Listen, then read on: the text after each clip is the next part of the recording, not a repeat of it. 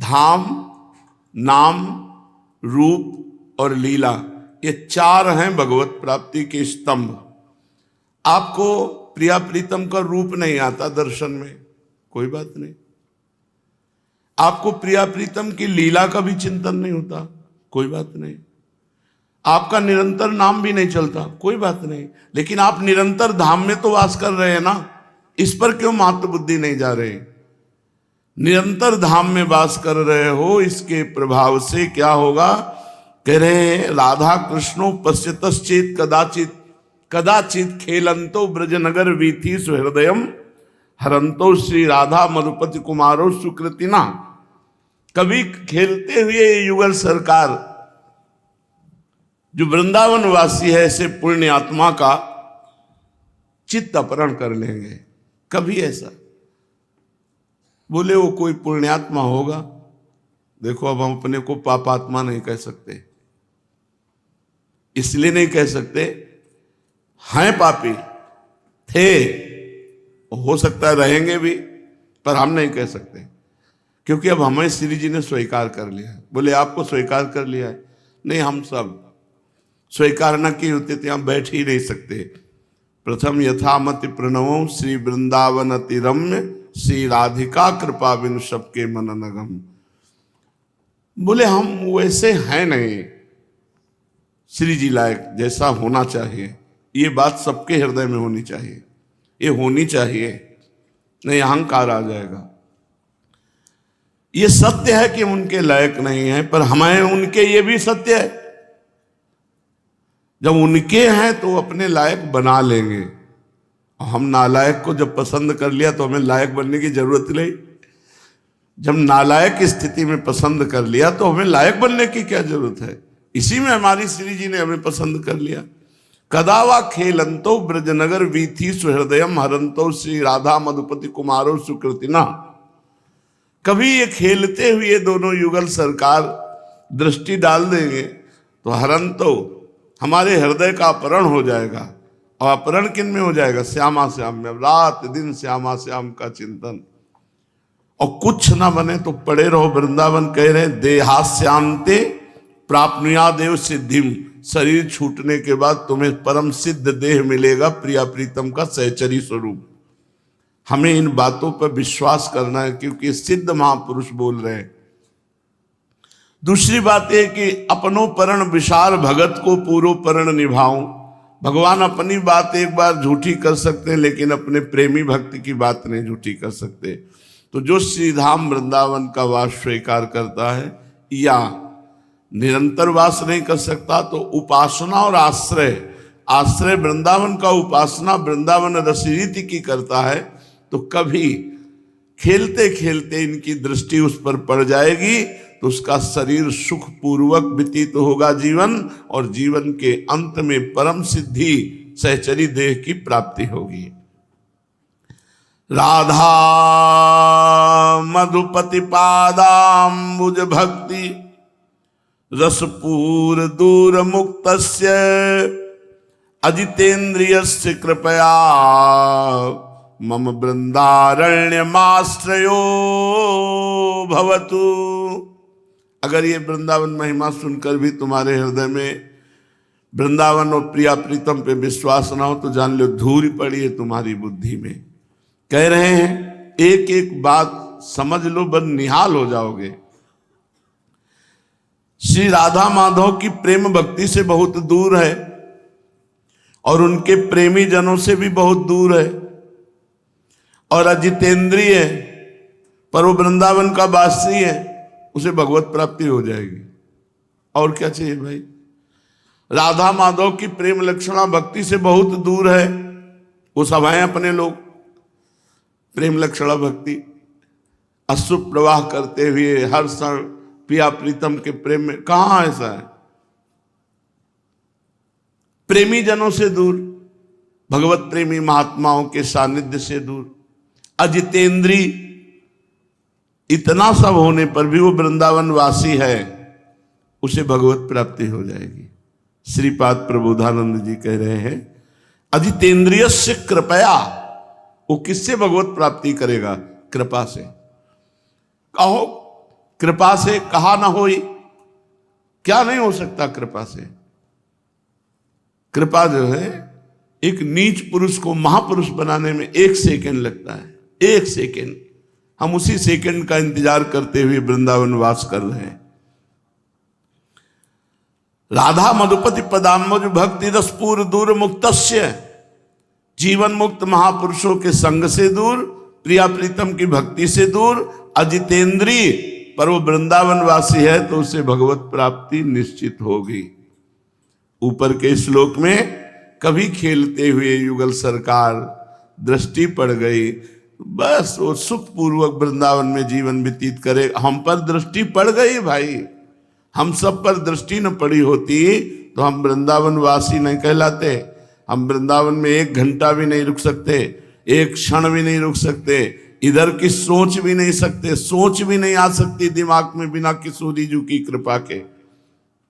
हमारे ऊपर लाडली जी की बहुत कृपा है, ये मनाओ तो और कृपा आपके ऊपर बढ़ेगी। निश्चिंत हो जाओ, बेपरवाह हो जाओ, मन जो, तन जो, विचार जो, ये सब उनके हवाले कर दो, एकदम बेपरवाह हो जाओ।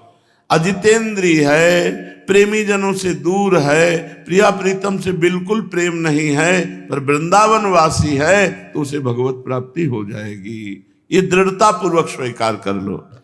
राधा माधव पाद पंकज रजा, प्रेमोन्मादे तप्रिय, क्रीड़ा काननवासी सुस्थिर चर, प्राणिस्वापि द्रोहिषु, प्रद्वेषम परमापराध महो, त्यक्तो वेतरैरप्यधै, युक्तोप्यामरणान्त लब्धवसतिर्वृंदावने स्यात्कृति।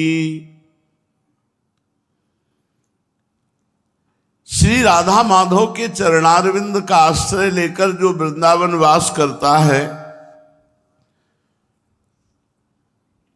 तो एक केवल अपराध से बच जाए तो उसे भगवत प्राप्ति हो जाएगी। बार बार वर्णन है इस बात का। यहां किसी भी जड़ चैतन्य से द्वेष न करे। यदि ये वृंदावन वासी के साथ द्रोह करने का अपराध लग गया तो फिर उसे भगवत प्राप्ति नहीं होगी। नहीं, लिखा है प्रद्वेषम परमापराध महो त्यक्त्वई, इसको त्याग दो। यदि अपना काम बनाना चाहते हो तो यहां वृंदावन में किसी के प्रति दोष दर्शन मत करो, किसी के दोष वर्णन मत करो, किसी की निंदा सुनो मत। काहे को अपना जीवन बर्बाद करोगे। इसके आगे और कह रहे हैं, बड़ी जोर की बात कह रहे रई रप्यधई, और पाप बन जाए तो सब वृंदावन माफ कर देगा। लेकिन यदि वैष्णव अपराध बन गया, धामवासी का अपराध बन गया तो युक्तोप्या मरणांत लब्ध वसति वृंदावन स्यात्कृति। अगर अपराध बन गया तो वृंदावन में मरोगे भी तो भगवत प्राप्ति नहीं होगी। और नहीं तो अजितेंद्री हो, प्रेम भक्ति नहीं है, भक्तों से दूर हो, पर वृंदावन वासी हो तो तुम्हें भगवत प्राप्ति हो जाएगी। तुम बड़े पुण्यात्मा कहे जाओगे, प्रिया प्रीतम तुम पर कृपा करेंगे। बस एक बात संभाल लो, किसी के क्यों करोगे किसी के प्रति दोष दर्शन। तुम कोई सृष्टि के विधाता हो क्या कि तुम्हें निर्णय करना है कि कौन अच्छा है कौन बुरा है। काहे को अपना नाश करोगे। कह रहे हैं अगर वृंदावन में भी शरीर छूटे तो कल्याण नहीं होगा। इतनी बड़ी अपराध की वृत्ति काहे को लो। भक्तन निंदा अति बुरी भूल करे जिन कोय, किए सुकृत बहु जन्म के क्षण में दारे खोए। ये बड़े अभागी लोग हैं जो दूसरे की चर्चा करते हैं। अरे भाई, हमें अपना सुधार करके प्रिया प्रीत, हमसे कुछ नहीं बनता, हम पढ़े हैं, पर हम दूसरे की दोष दृष्टि करके दूसरे की निंदा करें, दूसरे की निंदा सुने, इससे हमारा कल्याण रुक जाएगा। अब ये बात मान लो। अगर कोई निंदा सुना रहा है तो जोर से बोलो राधा राधा राधा राधा राधा, कान में अंगुली डालो राधा, निकल गए। आप तो वर्णन ही मत करो। अगर दिखाई दे रहा है ये गलत कर रहा तो प्रणाम करो मानसिक, हे प्रभु आप वृंदावन वासी हैं, मैं आपकी महिमा को नहीं समझ पा रहा हूं, मैं गलत देख रहा हूं, प्रभु मुझे क्षमा करना। मानसिक प्रणाम करे, कभी उसकी निंदा न करे। कभी कोई तुमसे पूछे कि उसका वो दोष करते हुए देखा क्या, हमने नहीं देखा। हमें बिल्कुल किसी की निंदा नहीं। कह रहे हैं प्रद्वेषम परमापराध, अगर वृंदावनवासी के प्रति द्वेष करके तो ये परम अपराध है, यहां शरीर छूटने पर भी कल्याण नहीं होगा, एक जन्म और लेना पड़ेगा, उस अपराध का मार्जन होगा जो भी जैसे भी, फिर आगे की इतना बड़ा दंड काहे को भोगोगे, बेमतलब लेना न देना, अपने आप को जीवन बर्बाद कर लेना। इसके बाद रही रप्यधई और बहुत अपराध बन जाए, सब माफ हो जाएंगे वृंदावनवासी के। एक केवल बात है, वैष्णव अपराध ना करो। वैष्णव अपराध वृंदावनवासी के दोष दर्शन, दोष वर्णन, दोष श्रवण, इसका त्याग करते हुए यदि आप केवल पड़े रहते हो वृंदावन में, तो वृंदावन वास मात्र से आपको भगवत प्राप्ति हो जाएगी। 4 भजन के खम्भ हैं, धाम नाम रूप लीला। धाम मिल गया है, एक कोना पकड़ लो चद्दर का, पूरा चद्दर आ जाएगा। एक धाम निष्ठा रख लो, दाम भी चलने लगेगा। यहाँ फिरे स्वार्थ अपने भजन गए फिरे बा, रूप का भी दर्शन हो जाएगा, लीला चिंतन भी, लीला में प्रवेश भी हो जाएगा। शांत रहो। जिसने हम जैसे अनाधिकारी को बिना चाह के वृंदावन जैसा वास दुर्लभ बात दे दी, वो आगे की सब दुर्लभता हमें दे देंगी। हमें चुप रहना है, शांत रहना है, किसी की निंदा स्तुति से अपने को बचाना है और श्री जी के होके पड़े रहना है। पूज्यपाद श्री सीताराम दास ओंकारनाथ जी महाराज, बड़ा सुंदर प्रसंग है। गुरु महिमा पर तो जैसे हृदय खोलकर, क्योंकि महान गुरु भक्त स्वयं है। महाराज जी आपने गुरु महिमा का वर्णन किया, गुरु पादुका का वर्णन किया, गुरु पादुका पूजन, गुरु पादुका धारण का प्रभाव बताया। अब जैसे हम अपने इष्ट की सेवा करते हैं तो पहले गुरु की सेवा करें या इष्ट की सेवा करें? बाबा बोले सीताराम दास जी महाराज, पहले गुरु की पूजा करके फिर इष्ट की पूजा शुरू करें। जो पूजन सामग्री है उसमें से 2 पुष्प उठाए, पहले गुरुदेव को अर्पित किए और साष्टांग प्रणाम किया और फिर इष्ट पूजा की। चंदन आदि जो अन्य सामग्री है वो गुरुदेव को प्रसन्नता होगी जब श्यामा श्याम को अर्पित करके अर्पित करोगे। लेकिन पहली पूजा गुरुदेव की, जब हम पूजा करने के लिए बैठे तो पहले 2 पुष्प गुरुदेव के चरणों में अर्पित करके साष्टांग प्रणाम, फिर उनसे अनुमति लेकर के श्री जी की सेवा प्रारंभ करें। यदि पहले गुरु को प्रणाम और वंदना और पुष्प अर्पित नहीं किए तो गुरु पूजाम बिना देवी इष्ट पूजाम करोति यः मंत्रस्य तस्य तेजांसी हरते भैरव स्वयं। भगवान शिव कह रहे हैं, हे देवी, यदि गुरु पूजा ना करके सीधे इष्ट पूजा की जाए तो उसके मंत्र का कभी प्रकाश नहीं होगा उसमें। जो ऐसा पूजन करने वाला है तो गुरु मंत्र का प्रकाश नहीं होगा और जितनी पूजा करेगा उसका प्रभाव सब भैरव हरण कर लेगा। जो भैरव देव हैं वो अपहरण कर लेंगे, उस पूजा का प्रकाश नहीं हो पाएगा। गुरु पूजाम विनानाथ कोटि पुण्यम वृथाव्ययम अतः सर्वजने ख्यातम गुरुणा सिद्धि मापनुयात। गुरु पूजा के बिना करोड़ों प्रकार के पुण्य सब व्यर्थ हो जाते हैं। जो सिद्धि का कारण जानते हैं वो सबसे पहले गुरुदेव की पूजा करते हैं। जैसे आप तीर्थ अवगाहन करने गए तो सबसे पहले गुरु को प्रणाम करो, फिर उस तीर्थ को प्रणाम करके तीर्थ अवगाहन करो। पहले गुरु, हर समय हर क्रिया में, घर से निकलने पहले गुरुदेव को प्रणाम किया। यदि गुरु पूजा ना की जाए तो करोड़ों प्रकार के पुण्य सब व्यर्थ हो जाते हैं। प्रथम गुरु पूजा, गुरु प्रथम पूजा करने पर उसे सिद्धि लाभ होती है। यदा ददाति संतुष्टः प्रसन्नो वरदौ मनुम तदा भक्त्या धन प्राण गुरुर यत्नेन तोषेत। जब वरदायक गुरुदेव की प्रसन्नता प्राप्त होती है, देखो जगह जगह पर भगवान श्री राम को देखा गया, मर्यादा पुरुषोत्तम है। गुरु ही प्रणाम मन ही मन कीन्हा। जब जा रहे हैं धनुष की तरफ तो प्रगट में प्रणाम करके आज्ञा लेकर जा रहे हैं, और जब वहां धनुष भंग करना है तो उठाकर पहले गुरु की तरफ देखा और गुरु ही प्रणाम मन ही मन कीना, और फिर धनुष भंग कर। एक एक कदम पर भगवान श्री राम गुरु की आज्ञा के अनुसार चलते हैं। हमारी हर चेष्टा गुरु को सम्मुख करके होनी चाहिए। जो अपने गुरुदेव को प्रसन्न कर लेता है, संतुष्ट कर लेता है, उसके गुरुदेव सर्व सिद्धि कारण प्राण बन जाते हैं। गुरुदेव प्राण हो गए, अब कौन सी सिद्धि बकाया रह गई।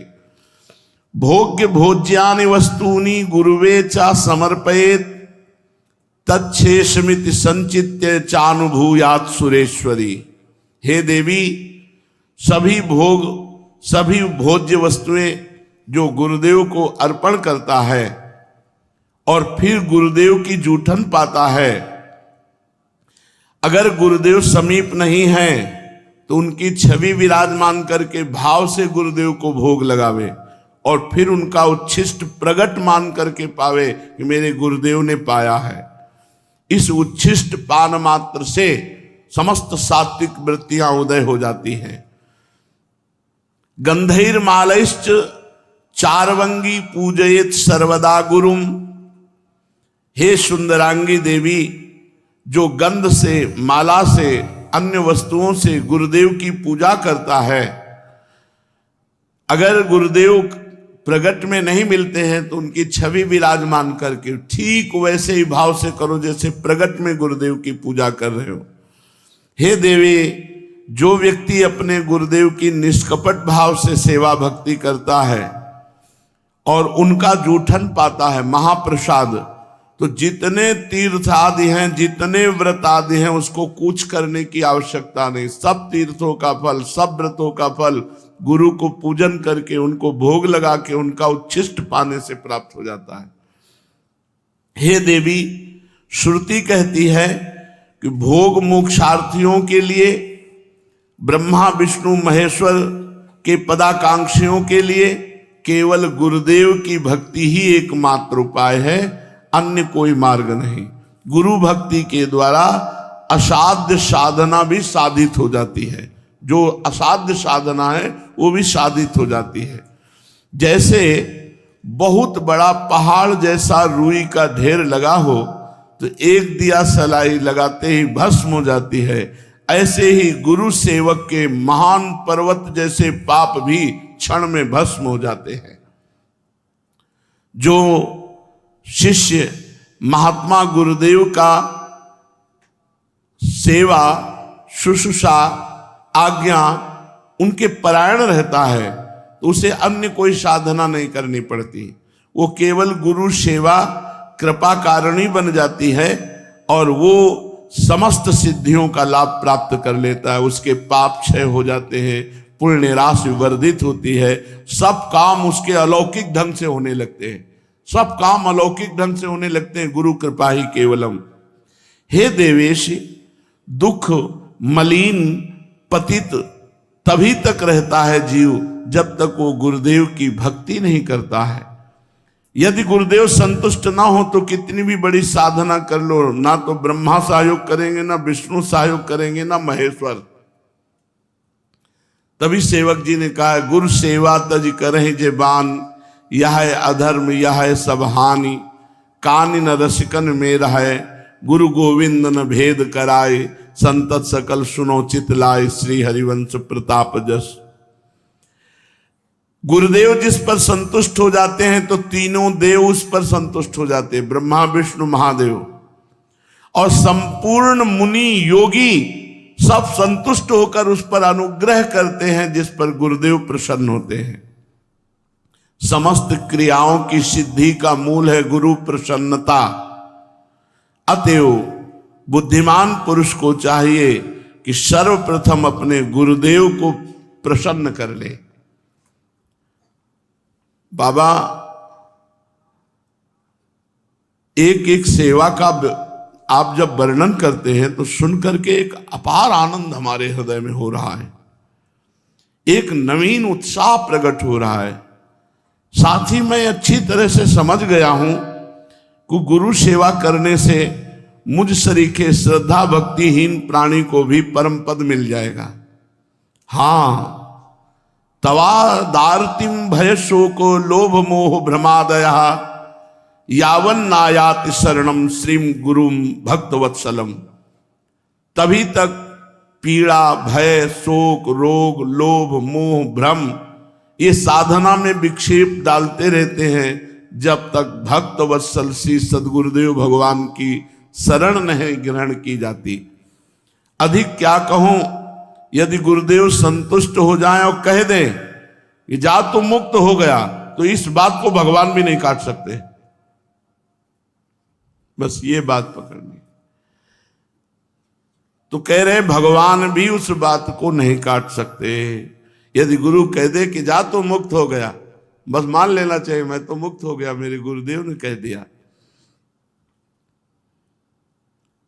जैसे कभी कभी आनंद में उमगन में होते हैं और कह देते तू चिंता मत करना, जब हमने भार ले लिया तो तुम्हें क्या चिंता करना, बस निश्चिंत हो जाना चाहिए।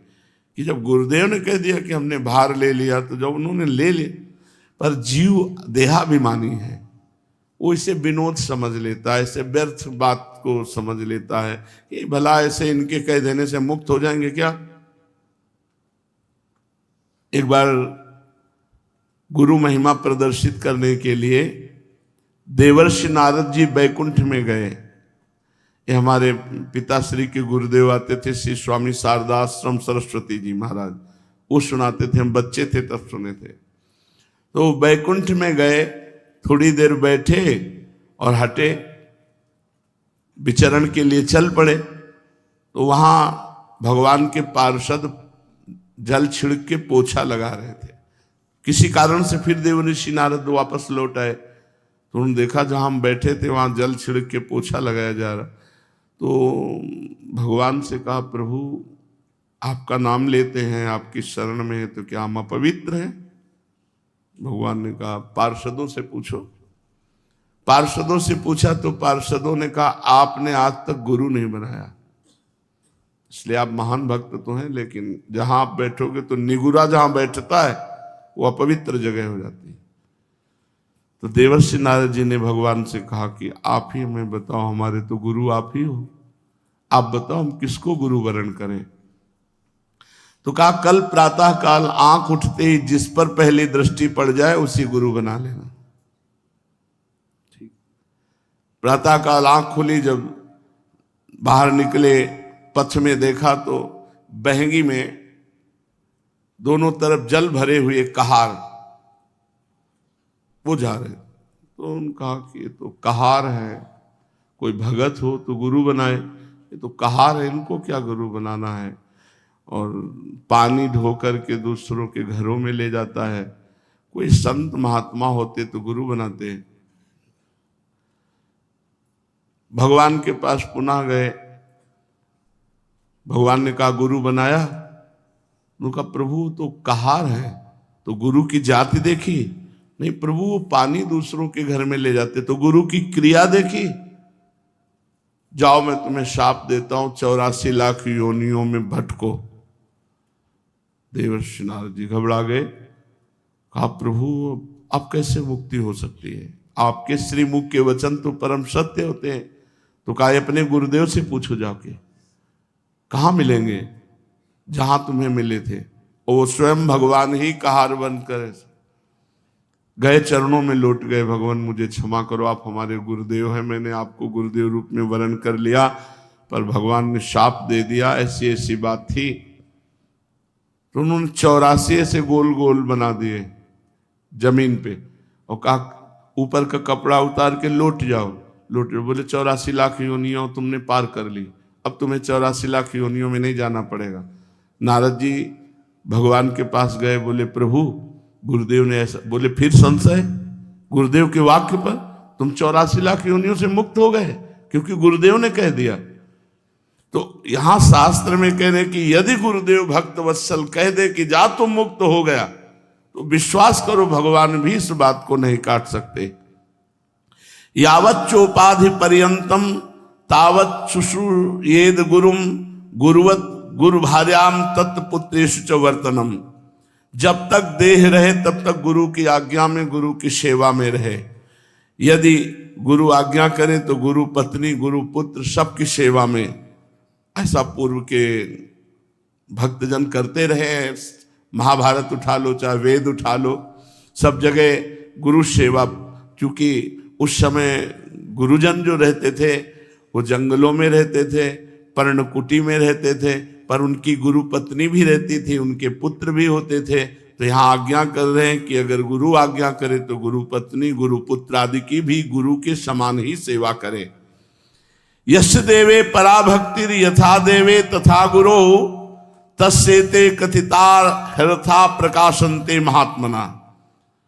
जिसकी परमेश्वर में जैसी भक्ति है उसी तरह गुरु में भी वैसी भक्ति होनी चाहिए, परमेश्वर के समान। श्वेतरोपनिषद में है यश देवे पराभक्तिर यथा देवे तथा गुरु। जैसी भगवान में भक्ति है वैसी गुरुदेव के प्रति भगवत भाव होना चाहिए, तभी उसकी बुद्धि शुद्ध होगी और तभी शास्त्र के वाक्य ज्ञान उसके हृदय में प्रकाशित होंगे और गुरु का अनुभव उसके हृदय में स्थित हो जाएगा। शिष्य को समझना चाहिए कि गुरु ही हमारा सृष्टि करता है। हमारे अंदर जो भक्ति की सृष्टि होगी वो गुरुदेव ही करेंगे। गुरुदेव ही हमारे दोषों का विनाश करने वाले संहारकारी रुद्र है और गुरुदेव ही हमारे सद्गुणों का पालन करने वाले भगवान श्री हरि है। अर्थात सृजन, पालन और संहार तीनों कार्य हमारे गुरुदेव करते हैं। हमारे हृदय में दैवी संपदा का सृजन, भगवत भाव का सृजन और उसका पालन और दुर्गुण दुराचार का विनाश। गुरु संतोष मात्रेण तुष्टा शिव सर्वदेवता। यदि गुरु संतुष्ट हो गए तो त्रिभुवन के सारे देवता संतुष्ट हो गए। गुरु तुष्ट हो गए तो भगवान शिव प्रसन्न हो गए। गुरु रुष्ट हो गए तो भगवान त्रिलोचन रुद्र रूप होकर उसके साथ सद्गुणों का संहार कर देंगे। अगर गुरु रुष्ट है तो यह अधर्म यह सब हानि कानि नरस कन मेरा है। बड़ा भारी अधर्म हो गया, बड़ी भारी हानि हो गई। अब रसिकों की सभा में उसका कभी आदर नहीं हो सकता। गुरु तुष्टे शिवस्तुष्टो रुष्टे रुष्ट त्रिलोचना। अगर गुरु नाराज हो गए तो मानो त्रिलोचन रुद्र भगवान उसका सर्वनाश कर देंगे। गुरो पाद रजो यस्तु सुधि मूर्धनि धारयेत सा तीर्थ कोटि फलम 10 गुणम लभेत। जो सुजान व्यक्ति अपने गुरुदेव की चरण रज को अपने मस्तक पर डालता है वो करोड़ों तीर्थों के अवगाहन का तत्काल फल प्राप्त कर लेता है और तीर्थों से 10 गुना लाभ उसे प्राप्त होता है। 10 गुणम लभेत फलम। शिष्य भक्त ने प्रश्न किया सीता रामदास जी से, मैं तो महामूर्ख हूं गुरुदेव, अपने गुरुदेव को अभी तक पहचान नहीं पाया, उन्हें मनुष्य ही समझ रहा था और तीर्थ तीर्थ भ्रमण किया। क्या गुरुदेव की चरण तल में सारे तीर्थ विराजमान हैं? इस बात को ना जाने कब मन में विश्वास दृढ़ होगा। हे देव और कृपा करके गुरु महिमा बताइए। सीताराम दास जी महाराज बोले, गुरो पादोदकम यस्तु नित्यम पिबति भक्तितः सार्ध त्रिकोटि तीर्थानाम फलम सा लभते ध्रुवम। जो मनुष्य भक्ति पूर्वक नित्य गुरु का चरणामृत पान करता है वो 3.5 करोड़ तीर्थों का सेवन का फल प्राप्त करता है। धन्य है महाराज, गुरु चरणामृत में इतनी शक्ति। अरे सुनो, त्रिसंध्यम पिबेत यस्तु गुरु पादोदकम सुधि तस्य नास्ति पुनर्जन्म संसारे दुख वर्तमनि। कोई साधन ना हो, केवल 3 बार चरणामृत पीता हो, सुबह दोपहर शाम, बोले वो निश्चित भगवत प्राप्ति कर लेगा। केवल गुरु चरणामृत से, विश्वास करो, गुरु चरणामृत 3 बार पीने को मिल रहा है, इतने मात्र में भगवत प्राप्ति हो जाएगी। जो बुद्धिमान शिष्य तीनों संध्या काल में गुरुदेव का चरणामृत पान करता है, वो इस मोहपथ रूपी दुख भय संसार में उसका पुनर्जन्म नहीं होता। कितनी बढ़िया सुविधा है भगवत प्राप्ति की। वृंदावन वास, गुरु चरणामृत, गुरु छिष्टामृत, गुरु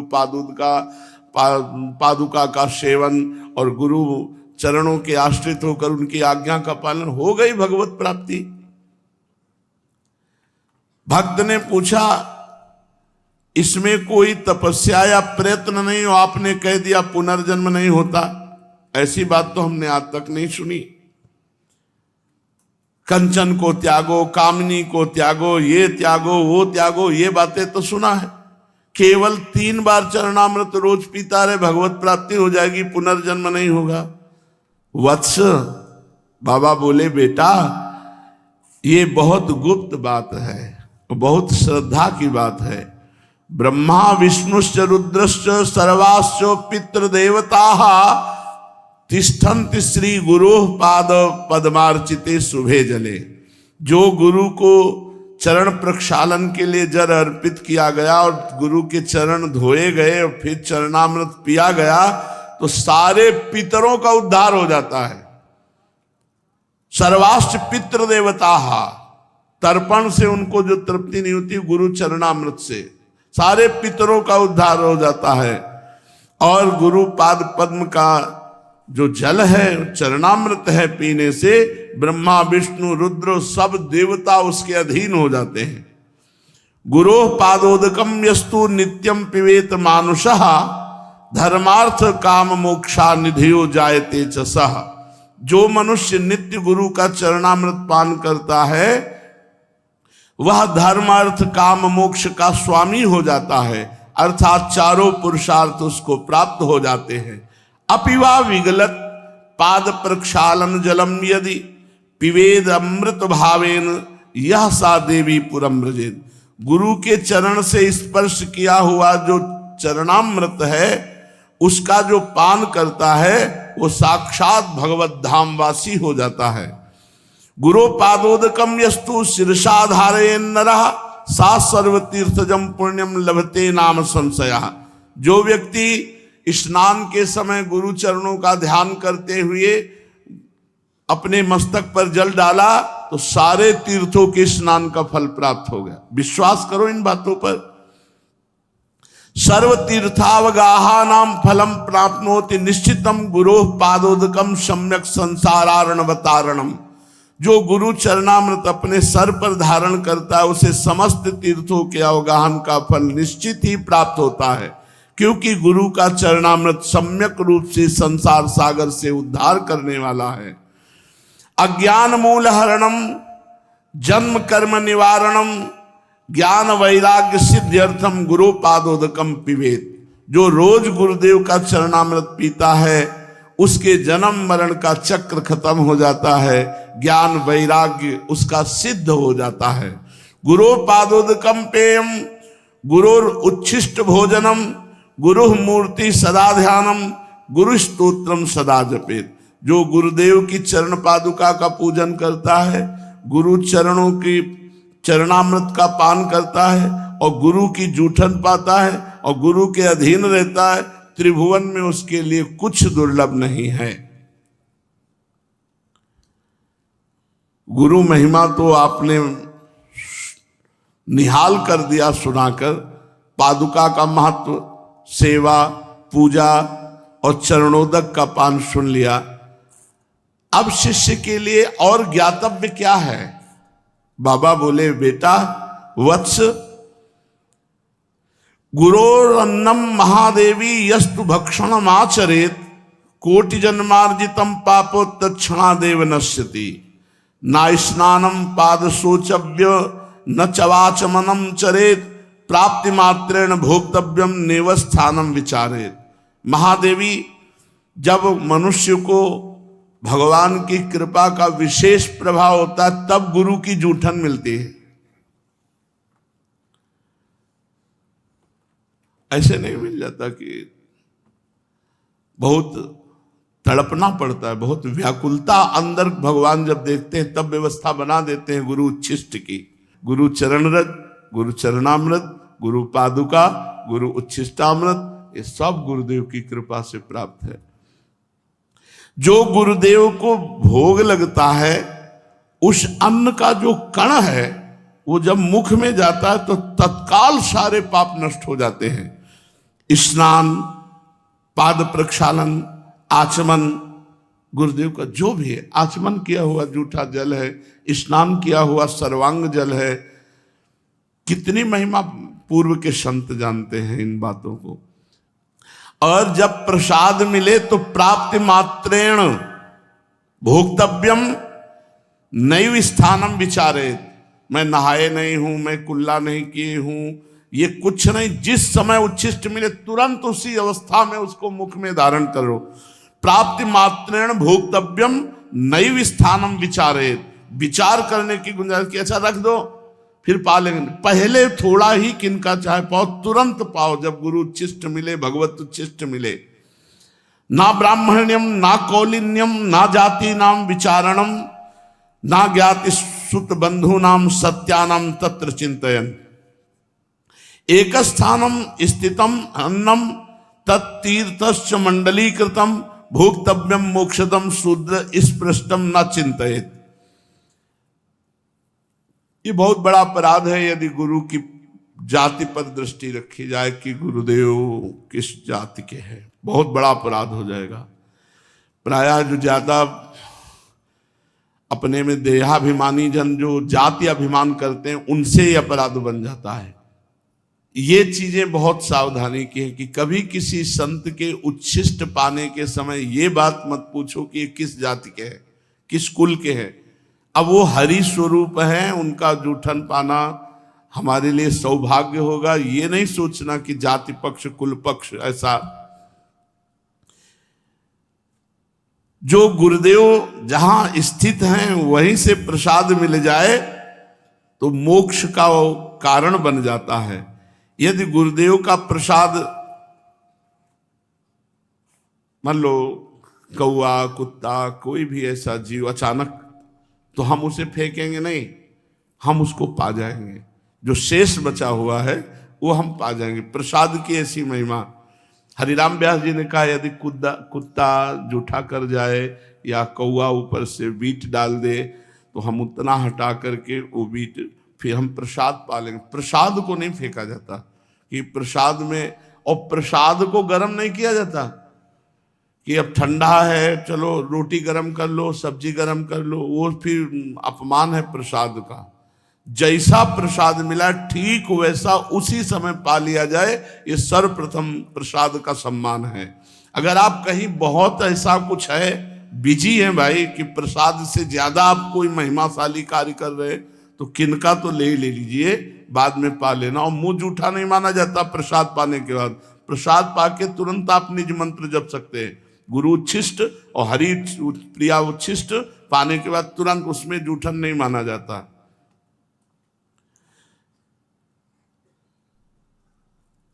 क्या गुरुदेव का जूठन अगर कोई अशुद्ध पुरुष छू ले तो उन्होंने कहा कि उच्च अधिकारी का यही स्वरूप है कि स्पर्श का विचार ना करते हुए तत्काल प्रसाद को पा लिया जाए। ये गुप्त बातें हैं शास्त्रों की जो सुनने के बाद हमारे अंदर श्रद्धा परिपक्व हो जाती है।